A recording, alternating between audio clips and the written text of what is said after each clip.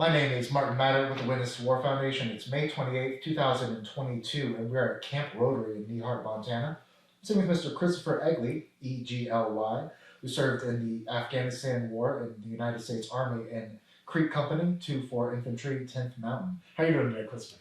I'm doing pretty good. Awesome. I appreciate you taking time to join me today. My first question is, where are you from originally? I'm from Lawrenceburg, Tennessee. It's a southern middle, about an hour and 45 minutes below Nashville. All right. And tell me about growing up. What was your family like? Growing up, I had a dad who wasn't necessarily present. My mother went to school full time and worked 2 full-time jobs to support me and my sister. And we lived on my grandpa's 80-acre registered Brangus cattle farm. So I did a lot of farm work and stuff like that. That's a good way to grow up. A lot of discipline there. Absolutely.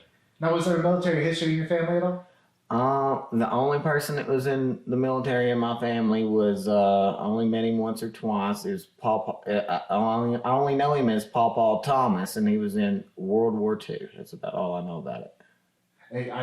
You never really heard much about what he did in the war. I think he cleared trenches and stuff like that. I'm not exactly for sure. Oh, okay. So was joining the service something that you thought about doing growing up, or did you have other ambitions? Well, I had an uncle who lived with me. His name was Randy, and he was 5 years older than me, so he was more like my brother. And he always wanted to join the Air Force, was drawing pictures of airplanes and stuff like that. And we went to the Army surplus store, bought a grenade with the haul it out just for show. I think we got a bayonet and a couple of green Army jackets from like the Vietnam era. And we would go out in the field and play Army. So at about 10 years old, I knew I always wanted to join the Army. So I want to get to that in a second. I want to ask about the day of 9/11. What do you remember about the attacks? Where were you? 9/11, I was in 5th grade, and the teacher's name was Miss Allen. I'm not sure what she taught exactly. And she let us watch it on TV, and that was after I was 10 years old, so that solidified me wanting to go into the military. So when was it you enlisted? 2008 in the delayed entry program. So I went to MEPS, swore in, and then went back and finished my senior year. All right. And where they sent you for basic?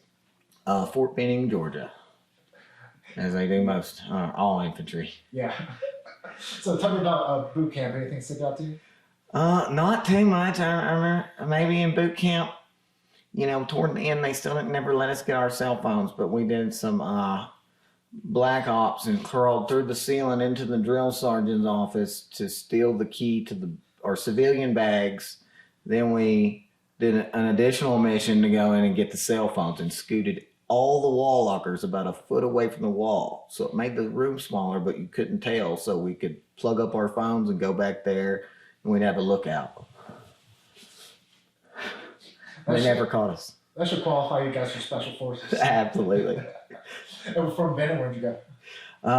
Okay, so at the very end of basic training, everybody's crowded around. They're reading off the names, telling where you're going. So-and-so's going to Italy. So-and-so's going to Germany. These other guys are going to Fort Campbell. And they laughed when they got to me and one other guy, James. He was there with us in Afghanistan. We were roommates in the barracks at Fort Polk. And they laughed and said, y'all two are going to Fort Polk. And I said, where in the heck is Fort Polk? I've never heard of that. It's in the depths of Louisiana. Oh, maybe more like the armpit or the asshole of Louisiana. I was trying to be polite. So you're in Fort Polk. What happened over there? Well, I got in a little bit of trouble just with a lot of new people in the military at their unit, and have this paycheck from coming out of high school and not having paychecks like that, and drinking and stuff. But that fizzled out a little bit once we got into the training. Did you get any specialized training there, or just more infantry training? Just more infantry training. So, what's your assignment after Pope? After Polk, I was only at Fort Polk. Oh, you're only there? Mm-hmm. And that's where you joined Creek, right? Mm-hmm. Yes, sir. So, tell me about joining that unit. What was it like being the new guy who brought you in? Okay, so me and this other guy from basic training, we were kind of there. We were buddies. We wasn't in the same squad or anything, but we were roommates. And I remember let's see. I was clueless. You know, I had no real knowledge of people being in the military before. I thought basic training was kind of easy. I thought it was going to be more physically demanding. And so I got in all this trouble right when I got there. So I was getting smoked all the time for this or that. You know, not even real trouble, but like just not knowing what I'm doing, not doing what I'm supposed to, moving in formation. So I got to where I was up at the very top people in the company that were scoring on the PT test at like 380s and stuff. That's awesome. So yeah, tell me about some of the guys that were in Creek when you got there. Well, let's see. There's I think Christensen. I can't remember what his first name is. He was my first team leader. He's a really good guy. He was in Afghanistan with us. He was kind of a blockhead, but he taught me a lot. He went by the Ranger handbook and really just give it to me straight from the book, so there's no room for interpretation. Very cool. So tell me about when you got your orders to Afghanistan. What was going through your mind when you found out you're going overseas? Well, that's what I signed up for, so it was just seemed natural. The guy, when I got to the unit, they had just got back from Iraq or something like that, and they said they deploy on average about once every year and a half. So I was kind of expecting it. Were you pretty excited, anxious, nervous? All of those. Excited, anxious, nervous.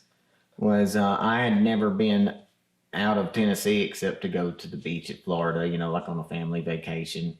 I never traveled around. So I was kind of sheltered from coming from a farm, getting mixed in with all these people from the big city or whatever. So tell me about deploying. How'd you get there? Where'd you arrive? Okay, so let's see. It was months of like pre-planning and packing and sending stuff on the big giant 8x8 pallets and stuff. And it was just a lot of anticipation building up to it.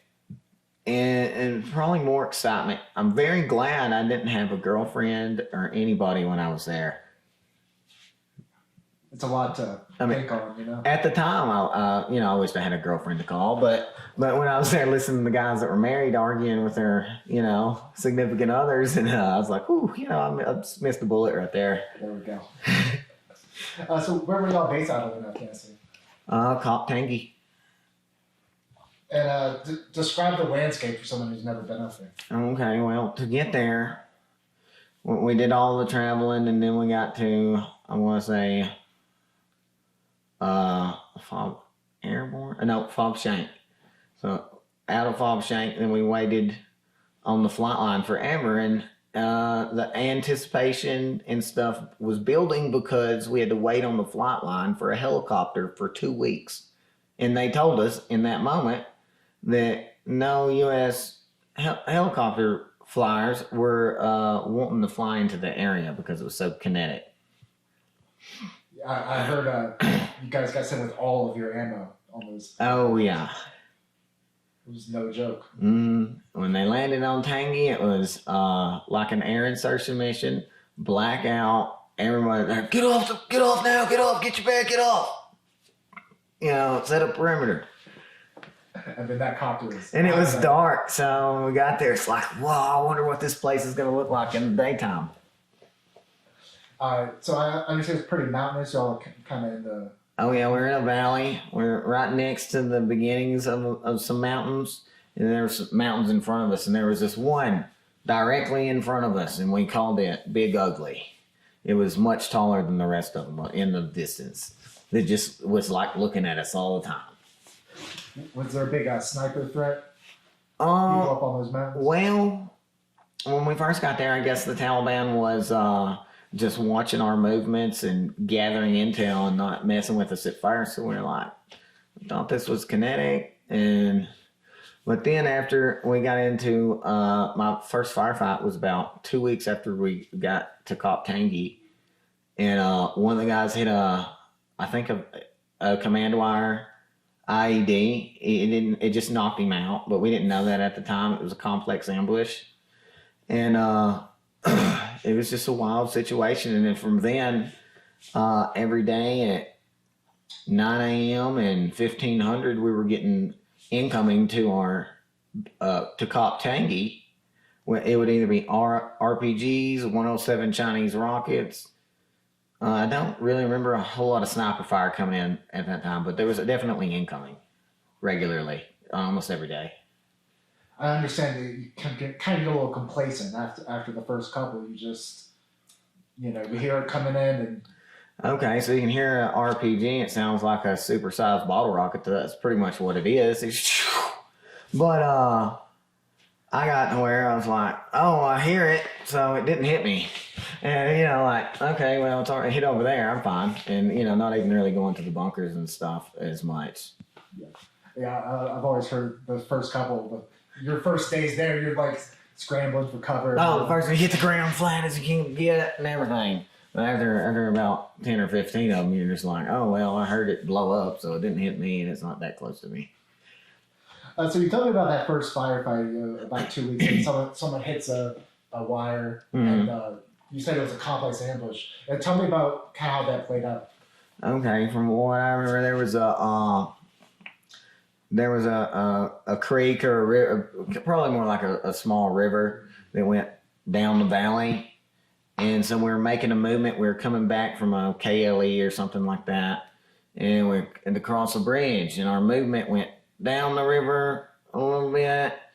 And then across the bridge and then back, like almost doubling up on each side of the river, creek, whatever it was. And I waited until the last person, and it was Van Story. And I guess they were maybe trying to capture him or split him up from the group. And there was small machine gun fire, close machine gun fire. And I'm not sure if there was any RPGs or not, but there may or may not have been. But I remember I was on the opposite side of the creek. So we had eyes on everybody. You could see everybody. So, or actually, when it blew up, I was standing next to like a sapling or something, like no cover. And it stunned me. It's like, oh, somebody just hit an IED. And then like just pieces of good dirt and rocks tattered off my helmet. And then the machine gun fire picked up. I dropped down behind a very small berm. Not much cover, as much as I could get, maybe this much of a berm. And so I could see the guys on the other side of the creek where they were at. And it was a SOP that you could fire 6 meters off of somebody safely.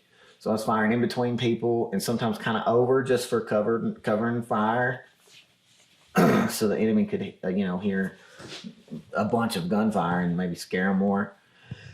And I remember the machine gun fire was coming in so close. It was hitting the very small berm directly in front of me and kicking the dirt in my face where it stung. It hurt when the pieces of dirt were hitting me in the face. Well, I was a saw gunner. So you're laying down a lot of fire. You're a pretty big target then. Absolutely. Almost every mission I carried about 1,500 rounds with me and would come back with about 2. And I was babysitting those 2 so I didn't run out.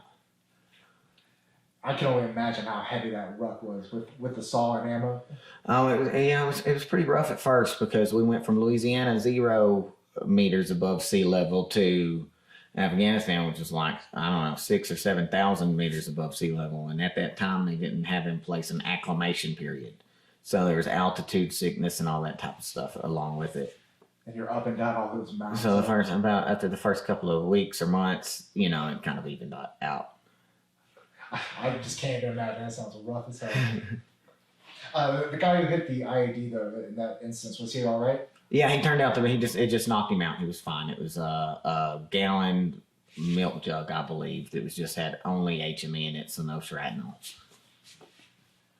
So before we kind of talk about more patrols or anything like that, I want to just talk about some of the guys in the unit you were serving with. Did you get close to anybody early on? Absolutely. At the unit, a few months before, maybe even 6 months before we went to Afghanistan, I was cleaning my saw, sitting in the floor at the company, and this guy comes up and he's asking me all these questions like, what's the max effective range? How much does your saw weigh? Different questions about the parts and about the saw and my position as a saw gunner. And finally I said, who even are you? He was an E4. I said, who even are you? Who are you? He said, I'm your new team leader. It's Adam Betancourt, who come from a Ranger bat. So he was pretty hardcore team leader. And I had him the whole time I was in Afghanistan. He was my team leader. Do you guys get pretty close out in the field? Absolutely. There was times, it was so cold on some of these missions we went on, and just a few people, and we're so high up in the mountains, and the temperature can change from down at Kop Tangi to 1,500 meters above on the top of this. There's a drastic temperature change because the elevation changed. And one time we had to, Sean Carey, and Betancourt had to pretty much, we made a little, like a little kind of a windbreak with a poncho, had a sleeping bag on the bottom for insulation, and a wind jacket is all the extra stuff we had. So we were there overnight, and it got down to so cold, and we were sweaty from walking 1,500 meters straight up a mountain pretty much, that so two of the guys laid in this very tiny area so they could gather each other's body warmth with the sleeping bag as insulation and the poncho blocking the wind. Another guy got the wind jacket and was on guard for an hour. And he switched out. So he got to be in the tent with another guy for 2 hours and out on guard duty, freezing anything you got off for an hour. It was a terrible night. It's so cold. It's never been that cold since, I don't think. So there were a couple big events that happened to Creek. I believe one was in August with a downed helicopter. Mm-hmm. Yeah. What did you tell me about what happened that day? So my team leader, Betancourt, since he was a Ranger, he got to go do some special stuff with the Rangers. And he happened to be on that mission. And so we were all staying up, listening to the radio chatter. And so as it was happening, we didn't know exactly which chopper he was on or anything like that. So one of them gets shot down, and we're in there freaking out, thinking it's Betancourt, because we're, at this point, brothers. And it was a very intense situation. And we went out there to help them secure the area somewhat after the fact. And then back at the base, I was part of the people, anybody who was at the base helped because that's what they deserved. And I think there was like 41 KIAs, and we only had like 39 body bags. So I think it was the most mass casualty producing event, one of them in Afghanistan for the war. And so I helped to put the KIAs onto the helicopter so they could go home. That couldn't have been easy. No. It bothered me for a couple of years. I had to do a lot of intense internal work on it. Well, I'm grateful you could share that with me. Absolutely. Yeah. I understand you guys were out there though for a few days doing this. Yeah, it was over a period of time. I don't particularly want to get into all of those details, if that's okay. Yeah, not at all. So outside of patrols, combat, any of that, what'd you do with any downtime you might have? Oh, okay. So any downtime, it was eating as much food as we could at the chow hall, and this is gonna sound wild because we were out there doing the missions, which is intensely physical, walking up and down the mountains. We're light infantry, so we're walking everywhere. But we would on our downtime, like when we were on our week for tower duty or our week for QRF, we were going to the gym twice a day, every day for about an hour and a half. I mean, intense workouts, as much as we could do. We were just getting as physically fit as we possibly could so we could be as mission ready as we possibly could be. It's a good way to bond with the other guys. And there was lots of movies and lots of listening to music and lots of hanging out by a campfire made out of plywood and other, toxic chemical stuff, whatever would burn. So, speaking of movies, I understand it's like there's only so many DVDs you guys can get your hands on. Mm-hmm. Movie files. Like, is there any movie that really sticks out? Maybe watching it one too many times. Oh, well, not really. None in particular. We were lucky. We all had laptops and hard drives, so we had a vast amount of choices because we was sharing what we downloaded to bring with us ourselves. Everybody was sharing it, so you had more movies than you could pick from. That's awesome. I forget 2010, 2011 was like the file sharing. Golden era. Everyone had illegal movies and TV shows. Do you keep in touch with your folks back home? I don't use Facebook now, but Facebook was vital for me to keep in contact. I could post some, some pictures that didn't violate OPSEC or whatever of the landscape or just us at the chow hall giving the thumbs up or whatever. So it was just crazy to me, the instant messenger part of it. You could type an instant message, but you'd have to wait about 10 minutes on a response, even if they were sitting right there at their computer. It's still pretty incredible. Mm-hmm. So was there any other particularly memorable mission before we get into the events in September? Oh, okay. So we had this stagnant OP1, which was on the end of a mountain ridge overlooking Tangy Valley. And then back up a little bit was the hotel, a little 8-man hooch made on top of the mountain. And we would do our rotations up there. So I can't remember how many days. Sometimes in between 5 and 8 day rotations up there, something like that. And that was some of the really good times when we had downtime up there. You're just pulling guard, but you're in a very confined area. So it's more like during the day, everybody's pulling guard, and at night, whoever got the short end of the sticks pulling, 2-hour shifts here, and then we switch out while everybody else sleeps. But we played Risk. And I remember in particular one time, with Risk, you can kind of like make loose agreements with helping each other, another teammate. And I was always do it with Betancourt. And every time I would like backstab him somehow. And he would just get so mad at me. It was hilarious. And I think one time we were like flipped over the table or something. It was just like a funny experience. I think we've all had that playing Risk. Oh, yeah. Do you interact with the civilians much at all? Or, well... another bird's-eye question would be, what were your impression of the Afghani people?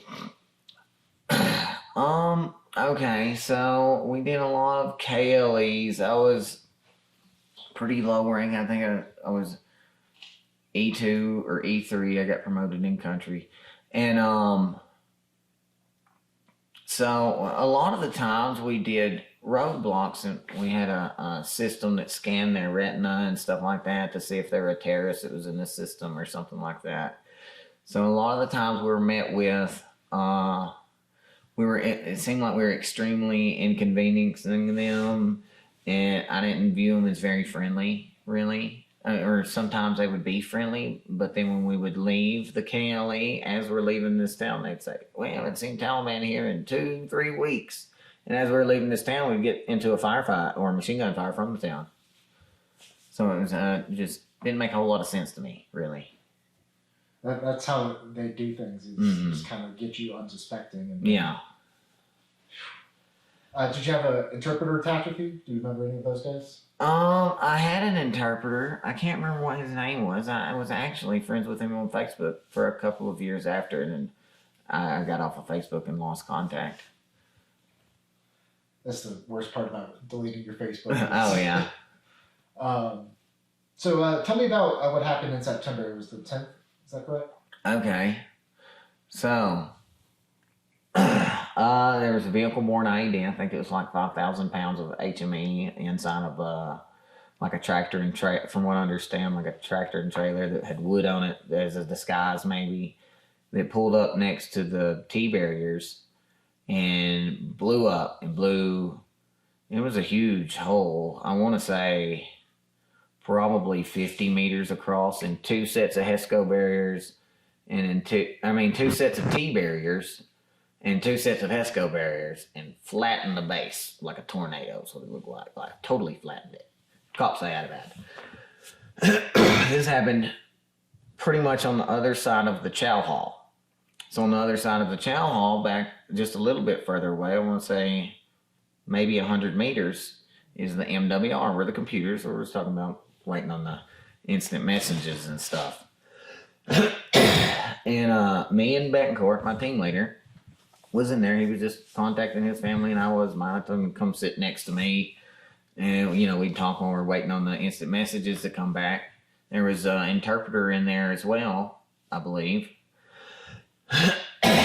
And everybody I talked to after the fact thought that they had received direct mortar fire. That's what it seemed like. Because everybody's building collapsed.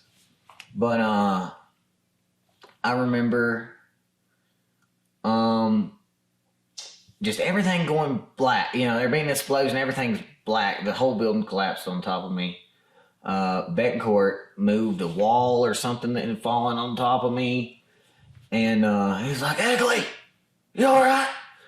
And I could feel I got hit in the face really hard, so I felt to see if my nose was broke. I'm like, no, I'm good. And he's like, where's your rifle? I said, I don't. And I just barely seen it, and it was probably the adrenaline, but I just got a hold of it and grabbed it. It seemed like wood flew everywhere. When I picked it up, it was under stuff. And I was so dazed that I turned on it was 1500, so 3 p.m. I turned on my tack light because the explosion was so big, it blacked out the sun. And since my brain was rattled, I didn't realize what time it was. So I turned on my tack light, and I grabbed a hold of the back of his shirt. We got out of the building. And he said, get your kit, get to the hole in the wall. So, and the dust cleared, and it was like, it was stunning because the whole base looked like a tornado had come through there. But it happened all at once. So I remember I was wearing PT shorts, and I ran back to where my hooch was, and the walls were over on everything. So I lifted up, there's my kit, put my kit on with the PT shorts. I just remember that was funny. And so I get to the hole, and there's a few people coming from it. I was one of the first ones at the hole because I was so close to it. And there were some other guys there, so the hole was secure. There was people bleeding everywhere and walking around stunned because everybody's brains was rattled. So then I don't remember a whole lot after that. I remember taking some people who looked rough, getting them to the aid station, back and forth, carting people back and forth to the aid station in my PT shorts. I didn't realize at the time that my orbital socket was broken and I was bleeding from the face. So, then there's just a big blank period. And I remember being at the aid station where they were medevacing people. And I was strapping one of my other teammates down, Hollenshed. He was in half unconscious condition. This is several hours after the event. So I think it was kind of dark. I'm not really for sure.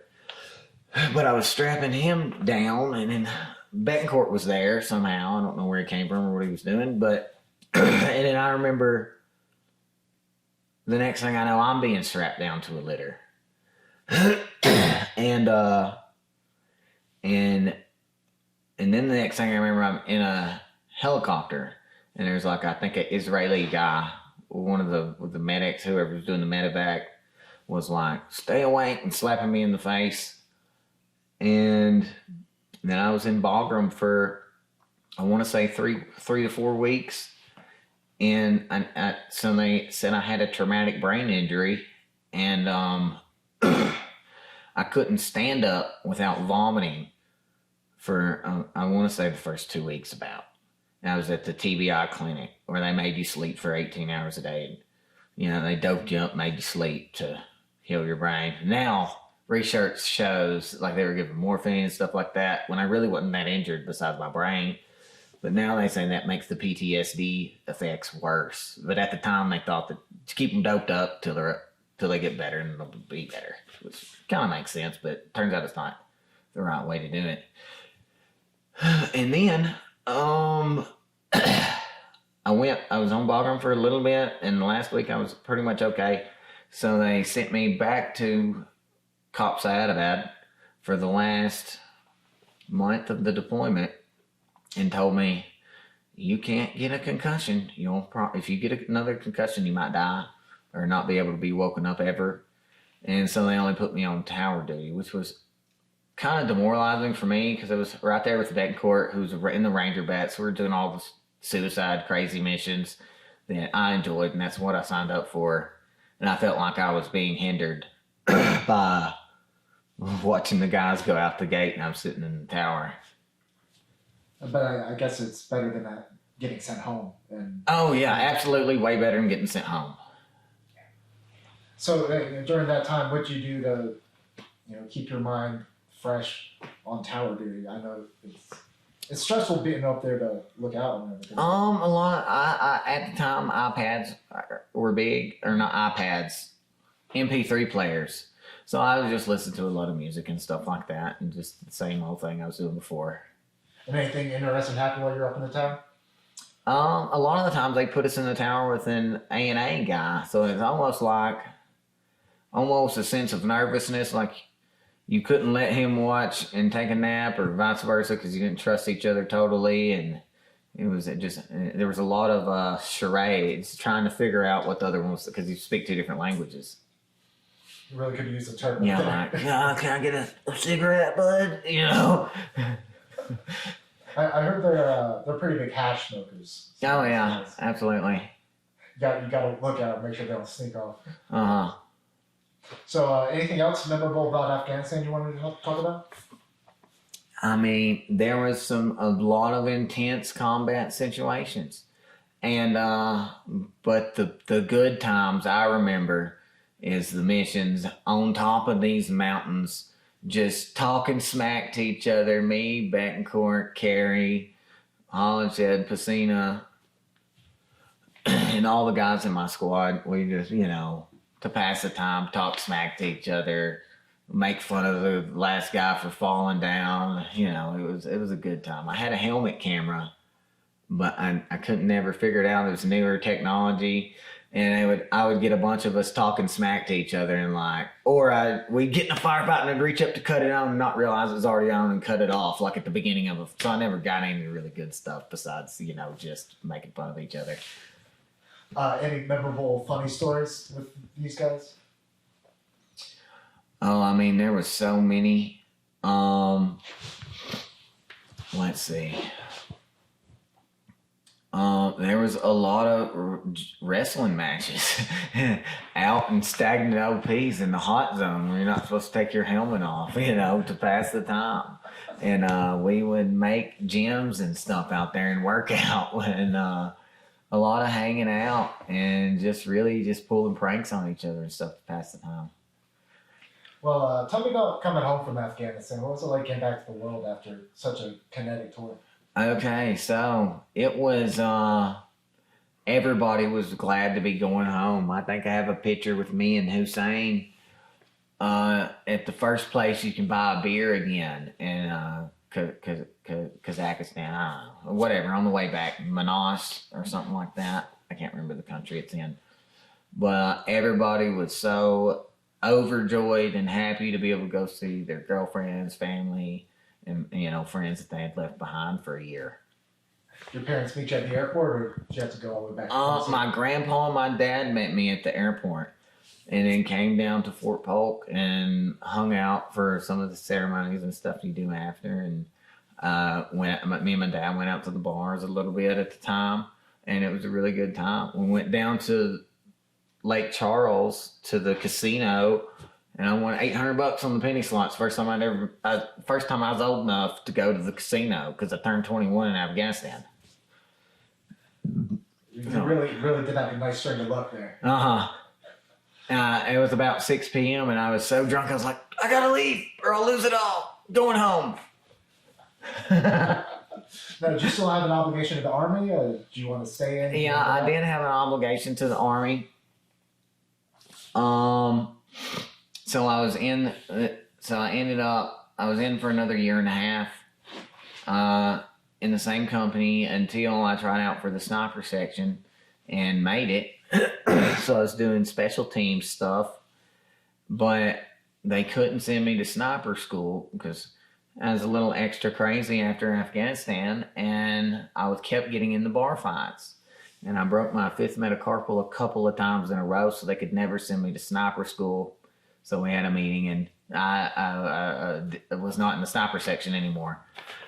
So, and then a couple months later, they told me I could either stay at Fort Polk. They would give me my E5 for 4 years, and I'd have to sign up for 4 years and go on this deployment. And I didn't want to stay at Fort Polk for 4 years. I wanted to just extend, but I don't know, they wouldn't let it happen like that. So they gave me the option to get out 3 months early, so I took it. And what did you get up to after you discharged? Say again? What did you get up to after you discharged?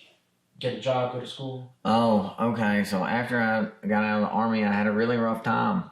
I got into some drugs. I got into a lot of legal trouble. And it has been a struggle. It was a huge struggle with alcohol addiction, drug addiction, and stuff like that up until about 3 years ago when I finally got sober. So I had to do it through AA. And since then, in that 3-year period, I have a family. I have 3 stepkids and a 6-month-old baby. I have a whole bunch of chickens, 2 dogs, 2 cats, a big garden. I'm a diesel mechanic at the biggest tow company in Tennessee. And, my life is good today. And that's awesome, man. I'm really, really happy for you. How'd you meet your wife? At an AA meeting, believe it or not, about 2.5 years ago. All right. Congratulations, dude. Thank you. So just a few other questions to wrap us up. What do you want people to remember about the War on Terror based on your experiences in Afghanistan? The War on Terror.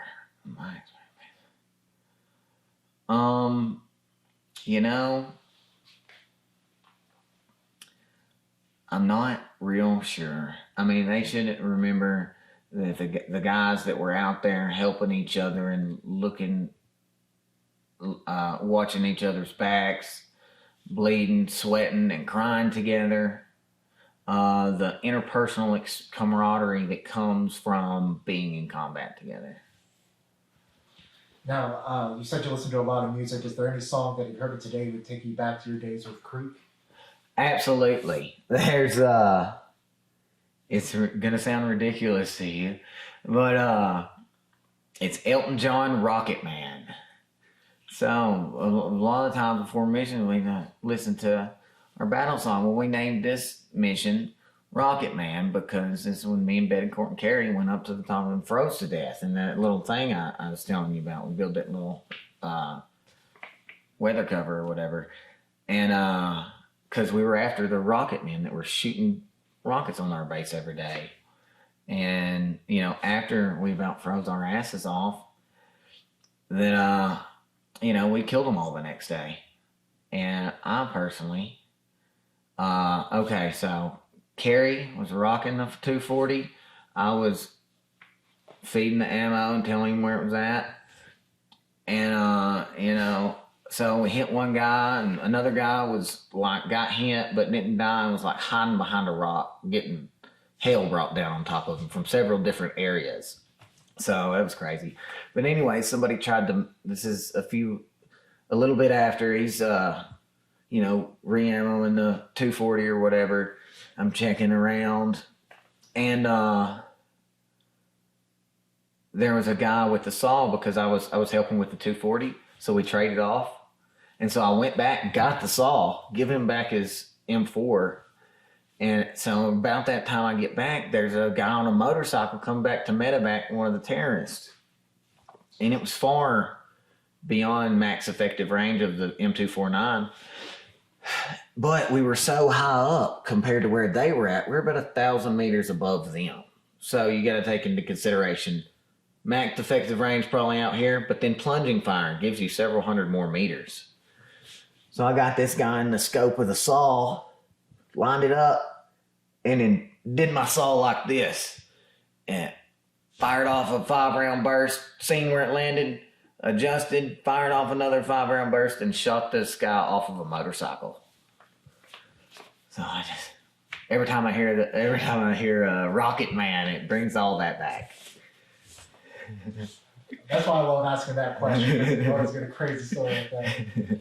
Lastly, what's it like seeing all these guys 11 years after that tour? 11 years after. Okay, so my last day in the military before I went home, Betancourt went back to Afghanistan the second time. They let us out early because they were deploying right then. So the 3 months early was right when they were deploying. So when I got out, I think I helped Betancourt pack up some of the stuff in his house. And then, and I seen him off. It was almost one of the worst days of my life. And then the next time I seen him was at the Nashville airport, and we rode next to each other on both airplane rides after 11 years. It's just totally surreal. And I'm so thankful for this opportunity to see these people I cried, bled, and sweat with in Afghanistan that I may never see again the rest of my life. You know what I mean? And it's a magical situation out here in Montana. I've never been this far away from home, really, besides when I went to Afghanistan. And it is just a nice, spiritually healing situation, because there's nothing more spiritually healing than just being in nature, and you just have to show up. But then there's all these guys I bled with and love. It is amazing. And it's given me the motivation to go back to my diesel mechanic job. And it gives me hope and to plan another get together. Well, I can't thank you enough for taking the time to come by and share your stories with me. It's really an honor and a pleasure. But more importantly, I want to thank you so much for your service. Greatly appreciate you.